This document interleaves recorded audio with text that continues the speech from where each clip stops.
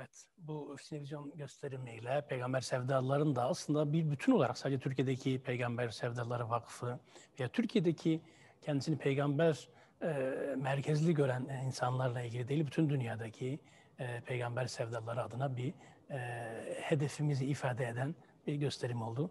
Teşekkürler ediyoruz bu hususta katkıları olanlara. Evet, dediğim gibi biz misyon sahibi insanlarız. Biz refleksif bir dinin mensupları değiliz. Birilerine saldırmak, saldırdıklarında kalkan olarak bulunmakla sınırlı değiliz asla. Yok. Biz tam tersine hukuku, iktisadı, yaşam biçimi, hedefleri, misyonu, eğitimi, terbiyesi olan büyük, muazzam bir dine mensubuz ki zaten ondan ötürü bu en zayıf olduğumuz dönemde bile en fazla sıkıntıya, talana, öldürmelere, göç ettirmelere maruz kaldığımız dönemde bile çok güçlü olmamızdan kaynaklı ki İslam'ın krizde olduğu gibi bir şeyi söyleme ihtiyacı hissediliyor. Müslümanların İslam'ın üzerine Peygamber Aleyhisselam'a hakaret ederek Peygamber Aleyhisselam'a dil uzatılmaya, el uzatılmaya cüret ediliyor. Bu münasebetle biz evet Avrupa'da İslam karşıtlığı hususunu işlerken aslında Avrupa'nın bu kadar güçlü olduğu dönemde ne oluyor da zayıf diye söylemek isteye çalıştıkları Müslümanlara, İslam'a el uzatmak, dil uzatmak zorunda kalıyorlar aslında incelemeye çalışıyoruz. Bu anlamda akademik sunumlar öncesinde 3 tane selamlama konuşmamız olacak. İnşallah Filistin Meclis Başkanı Sayın Doktor Ahmet Bahr'a inşallah gideceğiz Filistin'e. Doğrusu bu şekilde katılmasını istediğimiz, konuştuğumuz, görüştüğümüz başka meclis başkanları da vardı İslam ülkelerinin. Ancak programları herhalde uyuşmadı ki sonradan devam edemediler. İnşallah başka zamanlarda kendilerini görme imkanı bulmuş oluruz. Biz önce Filistin'e gidelim. Filistin Meclis Başkanı Sayın Doktor Ahmet Bahar'ı dinleyelim. Hem Müslümanlar adına, İslam adına söyleyecekleri olur, Filistin adına söyleyecekleri olur. Sonrasında devam edeceğiz inşallah. الآن ننتقل إلى الأستاذ أحمد بحر. دكتور أحمد بسم الله تفضل. الرحمن الرحيم والصلاة والسلام على أشرف المرسلين سيدنا محمد وعلى آله وصحبه أجمعين. الإخوة الكرام السادة العلماء والبرلمانيين والسفراء والدبلوماسيين، الحضور الكريم كل باسمه ولقبه وموقعه. السلام عليكم ورحمة الله وبركاته. السلام عليكم ورحمة الله وبركاته. ماشي الأمور. قال تعالى: سبحان الذي أسرى بعبده ليلا من المسجد الحرام إلى المسجد الأقصى الذي باركنا حوله لنريه من آياتنا إنه هو السميع البصير.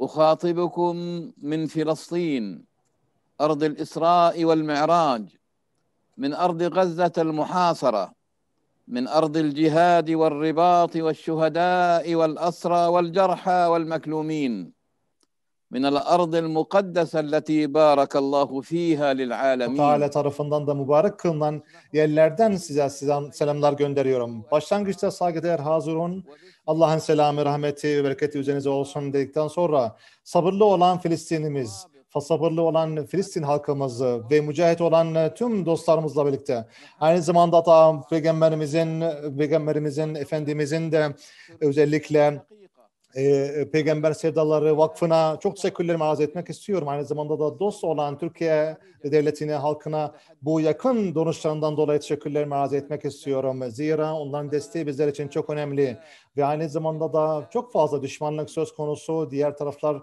tarafından ve bizlere yönelik olan saldırılar söz konusu.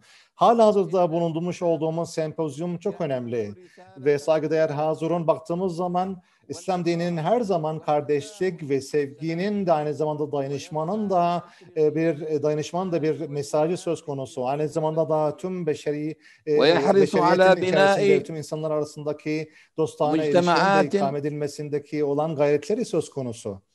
ويحرص على بناء Biz aynı مجتمعات zamanda خالية من da الأحقاد çok والضغائن kindarlıktan uzak ve nefretten uzak, Müslüman nefretten uzak toplulukların ikame edilmesinde ve inşa edilmesindeki teveccühleri söz konusu İslam dininin ve aynı zamanda da büyük bir manzume şeklinde dediğimiz güvenlik anlamda, ekonomik anlamda, siyasi anlamda ve değişik anlamda da fikri anlamda olsun, kültürel anlamda olsun, politik anlamda olsun, aynı zamanda da sosyal ve ekonomik platformlarda da aslında Peygamberimizin de bir teveccüh söz konusu ve buradaki değerler aslında bizim içlerimize zerk etti bizim Peygamberimizi ve gerçekten de bizler için çok önemli bir değerler silsilesi olarak da bizler Müslümanlar olarak bunu mutlaka taşımamız gerekiyor sonsuza dek ve aynı zamanda da güzel kokusuyla sahabelerin de güzel yürüyüşüyle, güzel yoldaşlığıyla yapmış oldukları çok güzel uygarlıklar söz konusu ve Allahu Teala kitabında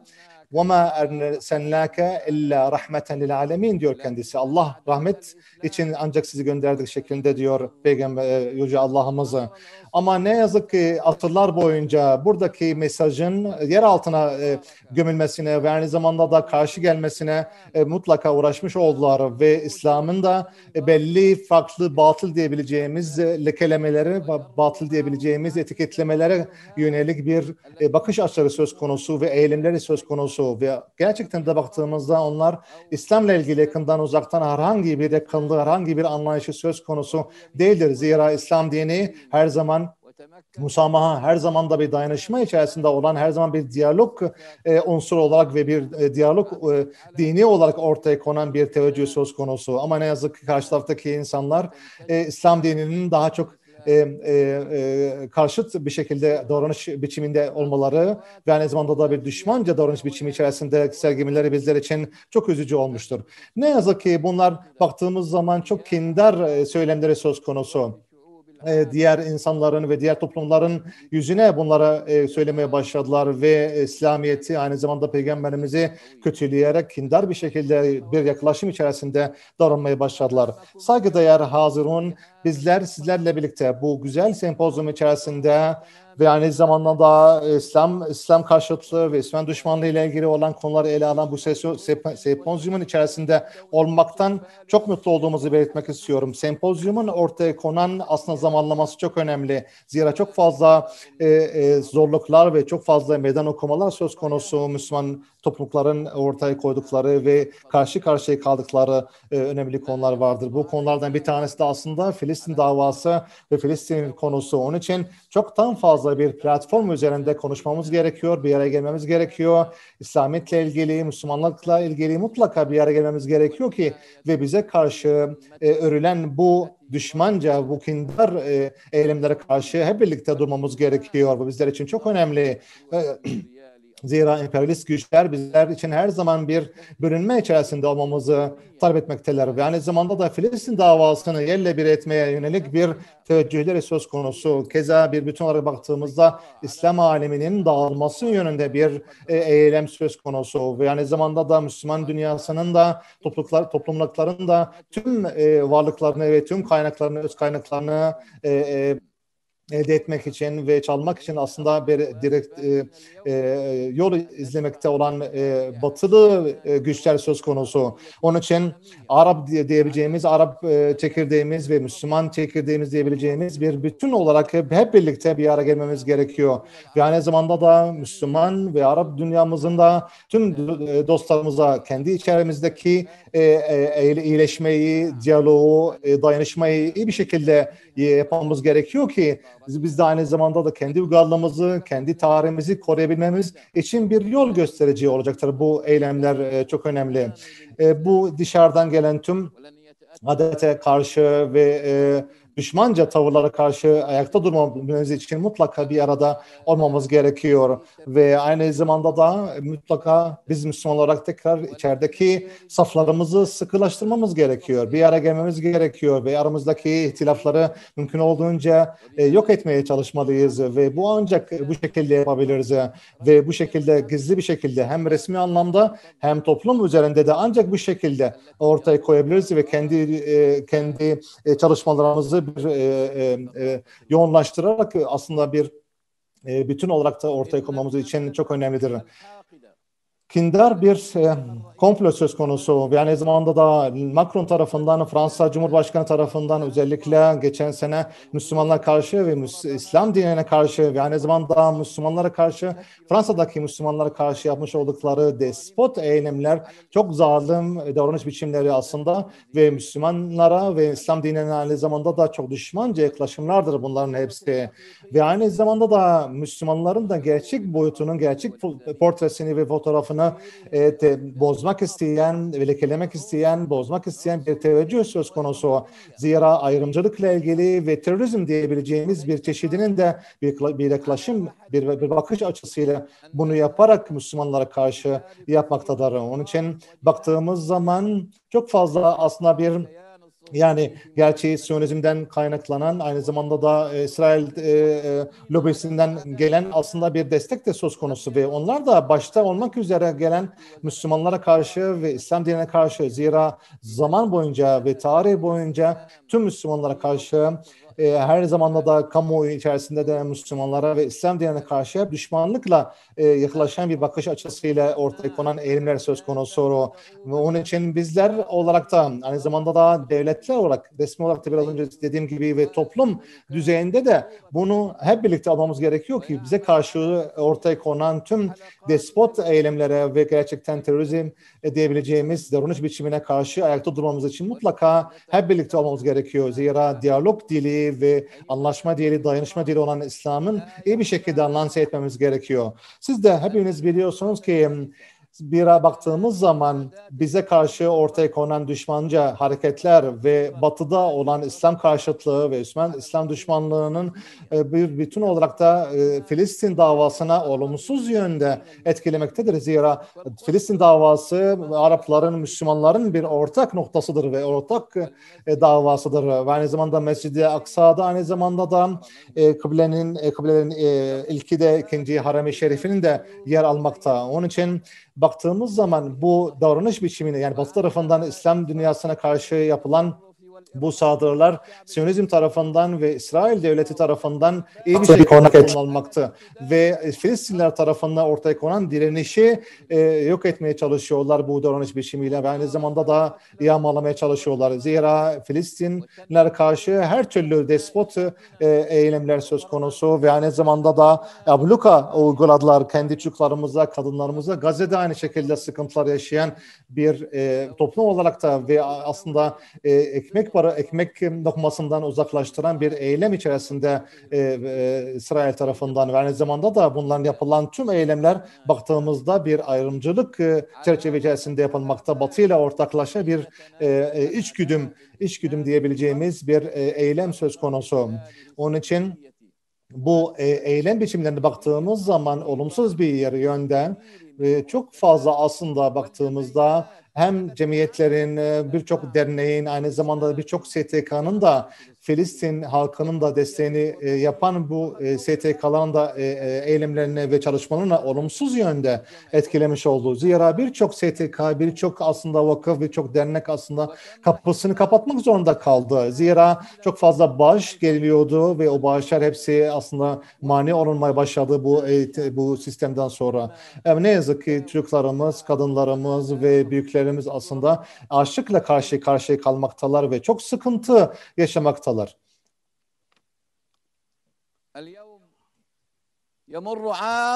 Bugün bir yıl geçti. Aynı zamanda da 100 yılın anlaşmasına baktığımızda da bir sene geçmiş oldu. Ve aynı zamanda ayrılıkçı Trump eli üzerinde ve aynı zamanda uluslararası anlamda ve bölgesel güçleri kullanarak kendi planını ortaya koyarak ve aynı zamanda da Filistin davasını bertaraf etmek suretiyle ve aynı zamanda da özellikle Filistin halkına yönelik terörizm faaliyetlerine adeta bir yeşil ışık yakmaya başladı ve aynı zamanda ne yazık ki bizler baktığımız zaman buna karşı örneğin bazı ülkelerinde normalleşme söz konusu, normalleşme ilişkileri söz konusu ve her zaman da Filistin davasını Filistin halkının neredeyse satmış olduğu veya neredeyse tüm haklarını bertaraf etmeye başladı ve herkes buna şahit ve tarih bu yapılan tüm eylemlerin şahit olacağını görmekteyiz ve bilmekteyiz. Ama baktığımızda Trump gitti belki de teessüf etmeden de devam etti. Ve ne yazık ki Filistin davası hala hazırda muallakta kaldı. Ama aynı zamanda da sabırlı olan halkımızın da bir bakış açısını ortaklaşa bir şekilde ortaya koyan bir bütün ve bir aslında bir fener ışığını yakan bir Filistin davası söz konusu. Onun için baktığımız zaman Filistin parlamentosu olarak burada Filistin halkının da işgal altındaki Filistin halkının da mesajını size aktarmaya çalışıyoruz. Zira İsrail emperyalistinin altında 1948'den bu yana bir zalimlik söz konusu, bir empoze edilmiş olan davranış biçimleri silsilesi söz konusu ve ne yazık ki baktığımızda Arap ülkelerinin ve birçok Müslüman ülkelerin de kendi içsel sorunlarıyla baş başa kaldıklarından dolayı Filistin davasına ve Filistin halkına gerekli olan ilgiyi göstermemektedir. Ve baktığımız zaman Filistin kimliğine baktığımız zaman aslında belki Filistin Müslümanların kimliğiyle aynı zamanda da Hristiyanların kimliğiyle belki de yok edilmesi söz konusu ve Batı tarafında aslında da bu yönde bir bakış açısı söz konusu ve aynı zamanda da bir abluka uygulamaya çalışıyor, bir ambargo uygulamaya çalışıyorlar. Zira bizim ilacımızı, ekmeğimizi, gıdamızı yok etmeye çalışıyorlar ve bize gelmesine engel olmaya çalışıyorlar ve neredeyse yani Filistin'de hala İsrail'in cezaevlerinde bulunan 5000'den fazla eserimiz söz konusu ve en basit diyebileceğimiz insani haklarından mahrum bırakan bir eylem söz konusu ve bu aynı şekilde de uluslararası tüm kanunlara ve hukuka karşı gelinen bir davranış biçimi ve neredeyse binlerce kişimiz koronavirüsle birlikte hastalık kapmış vaziyette ve ne yazık ki tedavi etme şansları söz konusu. Ve aynı zamanda da baktığımızda vatandaşlarımızın ve Filistin halkında dağılması yönünde çok fazla eylem söz konusu İsrail tarafından ve ne yazık ki bizim Filistin olarak da bir araya gelmemiz için herhangi bir eylem bizler tarafından yapılamamaktadır ve belki ellerimiz kollarımız bağlanmış vaziyette ve baktığımız zaman dünyaya batıl olan şeyi hakka dönüştürür, haklı olan şeyi batıl dönüştürür, belki de cellat olan katile dönüştürür, katil olan da cellata dönüştürür şeklinde.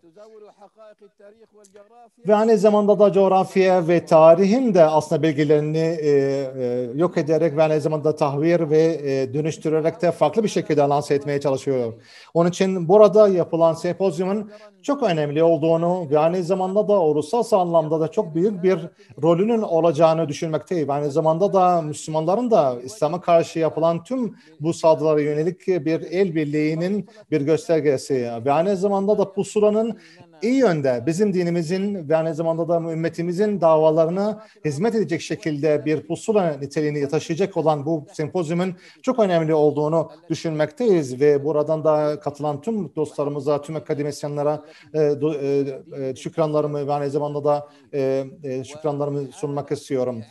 Ve aynı zamanda da tekrardan bir aile birleşiminin de tekrarlanması yönünde çok önemli. Zira biz önümüzdeki meydan okumalara karşı el birliğiyle bunu yapmamız gerekiyor. Ve aynı zamanda da mazlum olan Filistin davasını, Filistin halkını ve Filistin davasını mutlaka destek vermemiz gerekiyor. Son olarak ben sizlere tatminkarlık içerisinde söylemek istiyorum. Zira İslam dininin diyaloğu, dayanışması, rahmetimiz ve aynı zamanda da Müslüman ümmetinin de birleşmeyi çok önemli ve bizim davanın da haklı ve adaletli olması Allah'ın izniyle bizi her zaman zafere ulaştıracaktır. Zira Allah ona destek veren ve nusret eden insanları mutlaka nasıl edecektir ve zafere ulaştıracaktır şeklinde.